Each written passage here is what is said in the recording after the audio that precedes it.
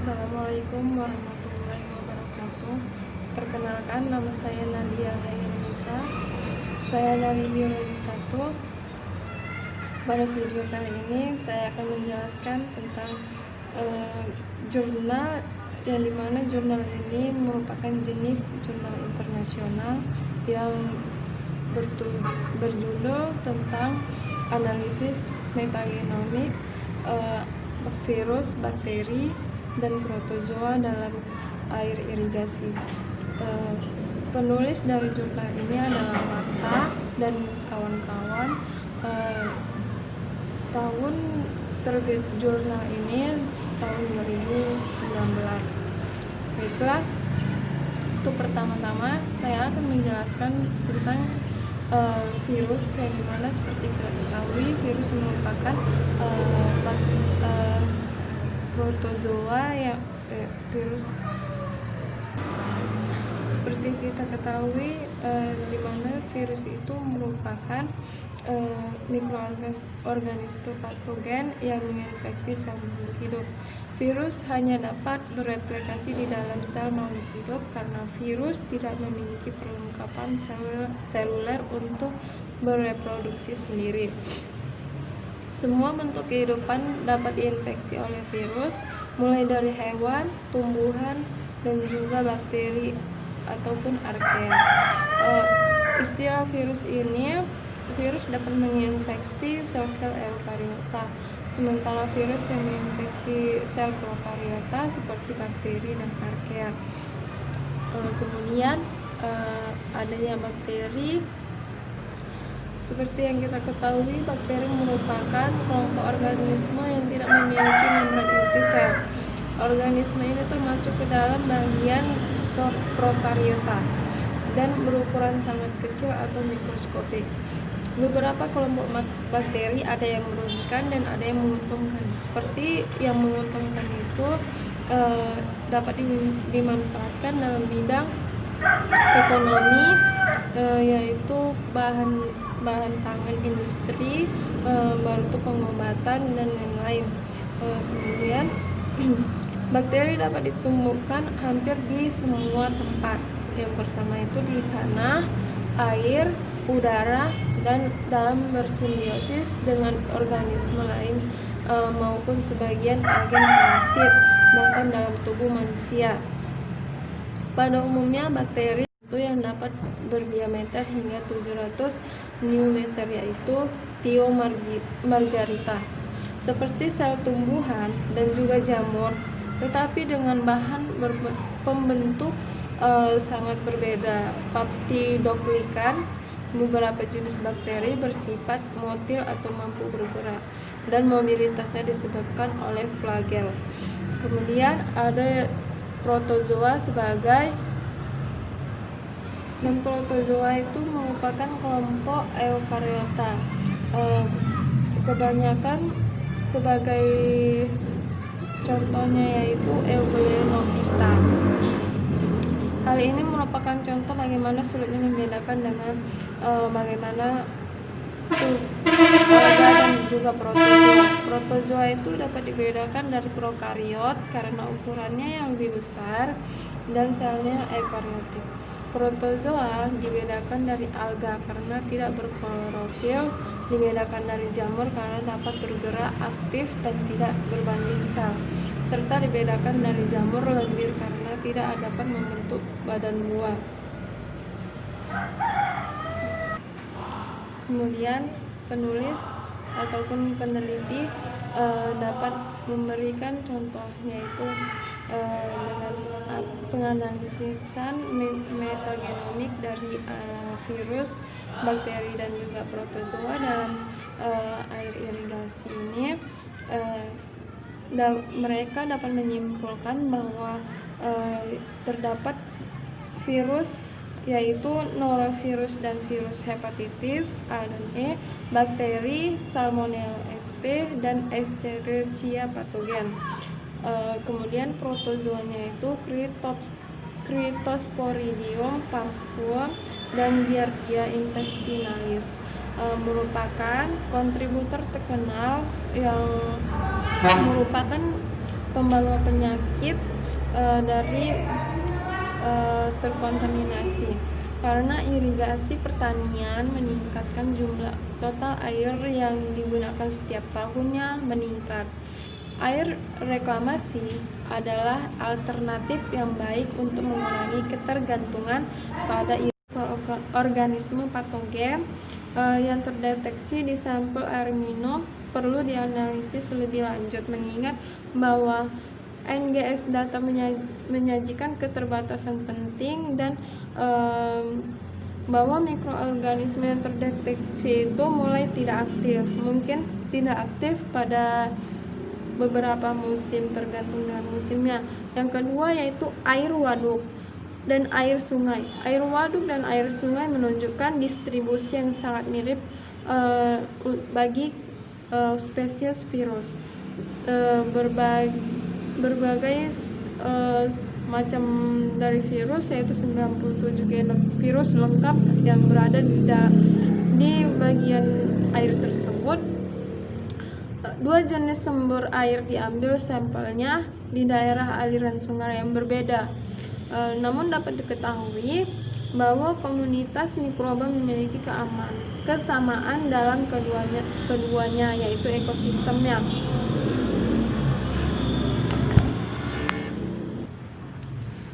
Dengan demikian, musiman dalam keragaman virus untuk sampel air sungai mungkin disebabkan oleh faktor bahwa aliran sungai berkurang selama bulan-bulan musim panas, sehingga bakteriofag tidak diresuspensi dari sedimen sungai.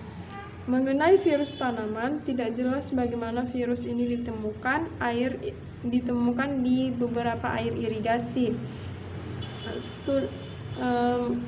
Menjelaskan bahwa penjelasan ini berdampak potensial bagi mereka yang berprofesi sebagai petani. Kemudian yang ketiga yaitu air tanah. Air tanah ini bahwa terdapat beberapa virus yang bertahan lama, yaitu air tanah yang berada di negara Indonesia dan dapat melewati pori-pori akuifer yang secara fisik sering berpatogen yang lebih besar. Dalam penelitian ini, peneliti dapat menyimpulkan bahwa patogen yang diekskresikan melalui air tidak sering terdeteksi dalam sampel air tanah, sedangkan virus tanaman dan bakteriofag secara luas lazim. Namun dengan adanya ini dapat menunjukkan bahwa menjelaskan bahwa penjelasan ini berdampak potensial bagi mereka yang berprofesi sebagai petani. Kemudian yang ketiga yaitu air tanah.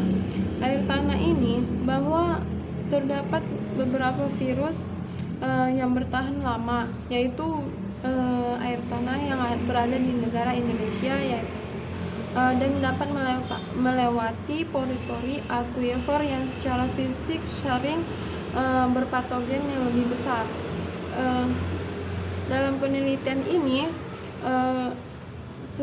peneliti dapat menyimpulkan bahwa patogen yang diekskresikan melalui air tidak sering terdeteksi dalam sampel air tanah, sedangkan virus tanaman dan bakteriofag secara luas lazim. Namun dengan adanya ini dapat menunjukkan bahwa terkontaminasi oleh tinja manusia telah dikaitkan dengan presipitasi dan bertahan di lingkungan untuk waktu yang lama. Dari hasil itu dapat mendeteksi bahwa adanya sampel air tanah yang dikumpulkan selama musim panas dapat terkontaminasi atau terkonfirmasi oleh polusi tinja. Beberapa tinja yaitu patogen zoonosis yang dapat menyebabkan sembuh sendiri atau hepatitis fulminan pada manusia. Adanya terdeteksi dalam air tanah meskipun prevalensi rendah di daerah yang diteliti tersebut. Kemudian dampak kesehatan pada manusia yaitu karena dapat bertindak sebagai kendaraan untuk penggandaan dan penyebaran bakteri patogen. Adapun beberapa patogen dari kedua sumber yaitu sumber air irigasi konvensional yaitu air minum, reservoir air tanah, dan juga air sungai ataupun air reklamasi. Kelimpahan dan keanekaragaman mikroba di Indonesia, sampel air ini sangat direklamasikan, sangat mirip dengan adanya air sungai ataupun sampel air reservoir.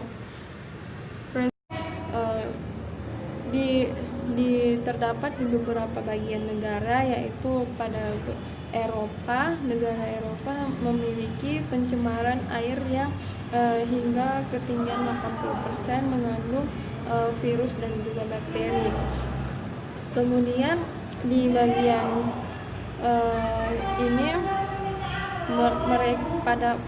para peneliti menggunakan alat bantu seperti Next Generation Sequencing atau NGS yang memungkinkan penentuan virus, populasi bakteri dan protozoa hadir dalam sampel air ini, memberikan kesempatan untuk mendeteksi yang baru muncul patogen dan mengembangkan alat yang ditingkatkan untuk memantau kualitas air irigasi. Penelitian ini mendeskriptifkan tentang adanya virom, bakterium, dan parasitom yang hadir pada sumber air irigasi. Kemudian beberapa bagiannya yaitu penetapan konsentrasi mikroba yang dapat diterima dalam air berdasarkan sistem irigasi yang digunakan dan tanaman irigasi sangat berdampak negatif bagi Adapun beberapa pilihan yang diambil dari sini, jika pada tanaman ini diairi dengan air reklamasi, maka konsentrasi banyak patogen dan persistensinya spesifik di lingkungan air merupakan faktor yang sangat penting. Regulasi dan program pemantauan saat ini melibatkan pengukuran indikator mikroba terpilih yang tidak harus dilakukan berkorelasi dengan patogen referensinya. Karena itu, patogen mikroorganisme ini zoonosis yang diekskresikan dengan stok langsung atau bahkan strain patogen yang tidak dikarakterisasi juga dapat ditemukan atau ditemukan pada beberapa air irigasi. Kemudian untuk menggunakan teknologi NGS, sebagian besar peneliti memiliki atau berupaya dapat beridentifikasi patogen manusia. Yang penting di dalamnya yaitu adanya kelimpahan dan keanekaragaman yang lebih tinggi astrovirus dan calicivirus selama musim dingin, konsisten dengan puncak musiman terkontaminasi dengan baik dengan adanya alat molekuler lainnya. Sedangkan Pseudomonas lebih umum di musim panas karena Arcobacter menunjukkan prevalensi yang lebih tinggi sepanjang tahun. Sebagaimana telah dinyatakan pada beberapa tahun lalu, sebagian besar bakteri yang dikaitkan dengan manusia dan hewan. Penyakit dan sebelumnya telah dilaporkan beberapa spesies bakteri dominan yang terjadi dalam limbah mentah. Blastocystis sp adalah protozoa yang paling umum terdeteksi dalam bentuk mentah limbah, meskipun harus dicatat bahwa Salinan dari RNA 18 dulu mengidentifikasi protozoa bervariasi dalam berbagai jenis protozoa yang mengandung air.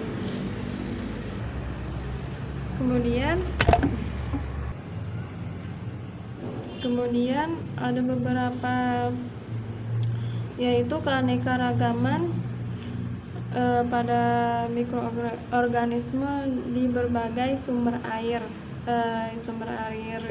dari air irigasi ini. Yang pertama itu air minum. Terdapat adanya virus yang menginfeksi bakteri dan ganggang terdeteksi saat minum air. Meskipun itu bakteri Pseudomonas hanya terdeteksi 33,2% dan sel fibro 27,0%, sangat tinggi melimpah dalam air minum.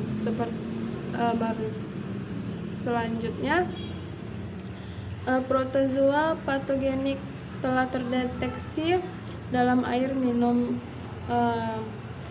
dan menyebabkan wabah-wabah ditularkan melalui makanan. Rendahnya pada pendeteksian ini dievaluasi secara hati-hati, karena satu sampel dikumpulkan per musim dapat mengakibatkan terlalu tinggi dari efek musiman. Karena biaya pengolahan air limbah baik di perkotaan ataupun pedesaan itu sangatlah terjangkau. Untuk berkelanjutannya dan perawatan air hijau untuk menghasilkan air reklamasi ini tidak hanya jalan memproduksi sumber air irigasi baru. Dengan adanya cara mengurangi ini, kadar patogen di badan air si penerima air yang digunakan kembali untuk irigasi tujuan konsisten dengan rencana pertumbuhan populasi dan merupakan peluang siklus dari air manusia. Baiklah, dari hasil penjelasan yang tadi saya jelasin, dapat disimpulkan bahwa keanekaragaman virus dalam air sungai sangatlah bervariasi antara musiman, dengan bakteriofag menjadi lebih umum selama musim gugur dan musim dingin. Ketika strain norovirus menjadi terdeteksi, kemudian air reservoir mengandung Enterobacter cloacae, opportunistic patogen manusia, dan indikator kontaminasi tinja Naegleria atau Australiensis dan Naegleria clarkii. Pendekatan metagenomik mengungkapkan keberadaan manusia patogen dan Naegleria fowleri dalam sampel air tanah dikumpulkan selama musim panas. Lahan basah yang dibangun digunakan sebagai sistem berkelanjutan untuk mengolah limbah sekunder dalam perkotaan. Tampaknya untuk memulihkan komunitas mikroba yang sedang tumbuh secara alami sebagai lingkungan dan bakteri dari air yang direklamasi menyerupai air tawar, yang dimana pada daerah tertentu yaitu air sungai dan juga air waduk. Sekian video yang saya sampaikan, lebih dan kurangnya saya mohon maaf. Wabillahi taufiq wal hidayah. Assalamualaikum warahmatullahi wabarakatuh.